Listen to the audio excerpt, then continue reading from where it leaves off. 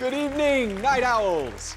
I'm your host, Jack Delroy, and thank you for allowing me into your living rooms for the first of what I hope will be many, many shows. On Halloween night in 1977, America gathered around their televisions for a simple late-night talk show. Thank you for being here. So it is just Chris Dew, is that right? Si, that is correct. Thank you for inviting me onto your program. What they got instead was the most horrifying live broadcast in television history. Late Night with the Devil, a 2024 film, isn't just a horror movie. It's a descent into showmanship. The spirit needs to talk to you. Who are you? Desperation and the danger of inviting the darkness on air. This is the story of Jack Delroy, a man chasing fame, truth, and the ghosts of his past, until the cameras captured something no one was supposed to see. Let's break down the broadcast that ended a career and awakened something else entirely. The film opens with a mockumentary-style introduction. It's the 1970s. Late-night television is a battlefield. Johnny Carson reigns at the top, the undisputed king of entertainment. And chasing him, desperate for relevance, is Jack Delroy, host of Night Owl. Jack isn't a bad host. In fact, he's charming, quick, and deeply committed to entertaining people. But he's always been stuck in second place. The host people watch when they can't sleep, not the one they remember. Everything changes when tragedy strikes. Jack's wife, Madeline, dies of lung cancer. Jack falls apart. The show loses sponsors. Viewership plummets.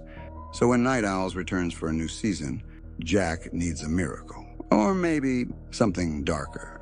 Jack decides to do something bold. A Halloween special designed to shock, provoke, and skyrocket ratings. His producer is hesitant.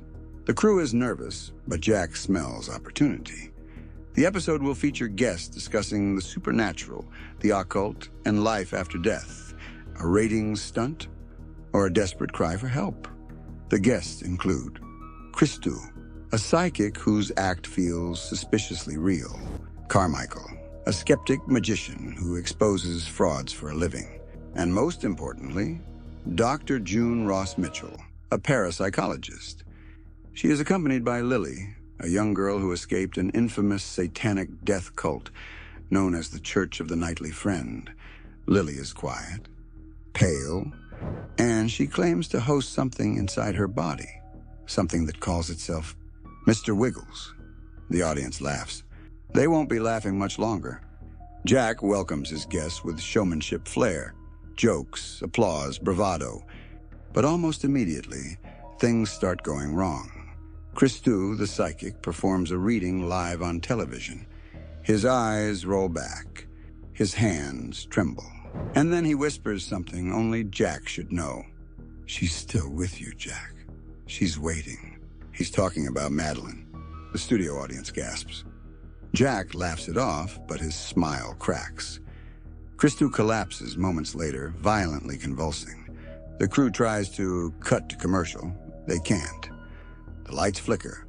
Something is already inside the broadcast. When Dr. June introduces Lilly, the tone shifts. The girl sits quietly, her hands folded, watching Jack with unsettling intensity. Dr. June explains that Lilly was rescued from a satanic cult where she lived for years. The cult worshipped a dark entity. They called it the Nightly Friend, a spirit that visits to children in the dark. Through hypnosis and therapy, June has learned that this entity still lives inside Lilly. Jack, always chasing ratings, asks for a demonstration. June refuses. It's too dangerous, Jack insists. And Lilly begins to change. Her voice deepens, echoing through the studio. Her eyes grow dark, unfocused. She says things no child should know. Jack, she called for you.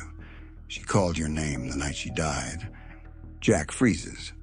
The audience is silent. He laughs it off again, but his mask is slipping. Something on the stage knows him.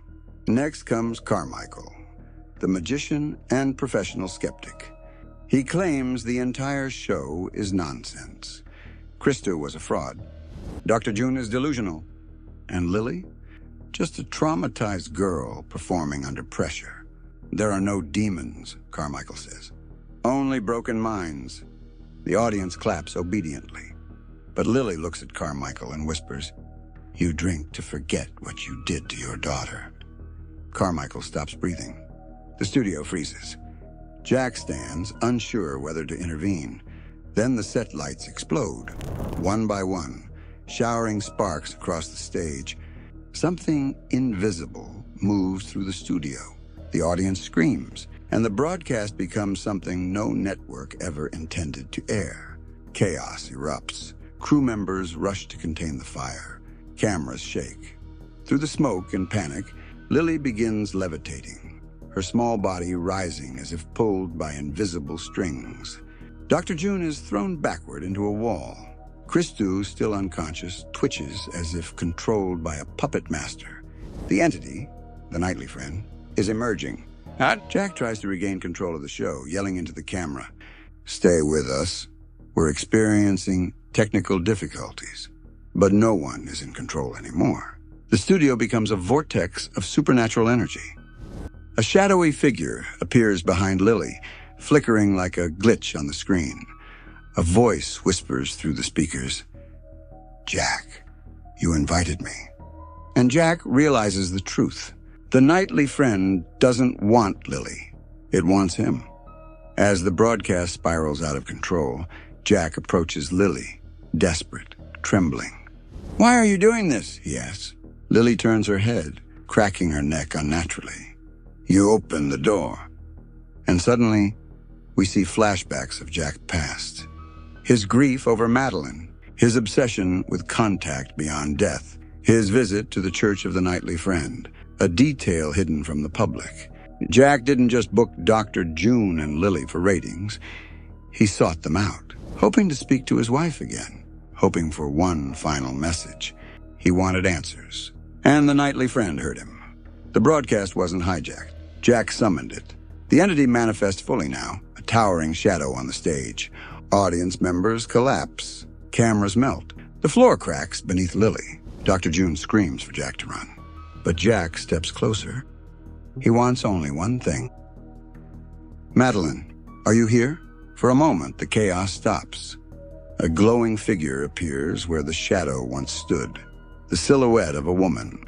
Jack reaches out, tears falling. The woman touches his hand. But when she raises her head, it's not Madeline. It's the Nightly Friend wearing her face. Jack screams. And the screen cuts to static. The film returns to the mockumentary format. We learn that dozens died during the broadcast. Jack Delroy among them. The network buried the footage. The remaining tapes were seized. But rumors spread for decades about what really happened during that Halloween broadcast. About the voice on the tape. About the figure captured in a few surviving frames of film. And about Jack's final words, barely audible under the static. "I'm sorry. Sorry for chasing fame. Sorry for inviting darkness. Sorry for opening the door that could never be closed again." Late Night with the Devil is more than a horror movie. It's a cautionary tale about ambition, grief, and the price of turning tragedy into entertainment. Jack Delroy didn't summon a demon by accident. He summoned it because he couldn't let go. And in the end, the devil didn't just visit his show. It became the headline he never lived to see. Thanks for watching The Pulse Movie. Subscribe for more psychological horror, supernatural breakdowns, and cinematic stories. Explained one heartbeat at a time.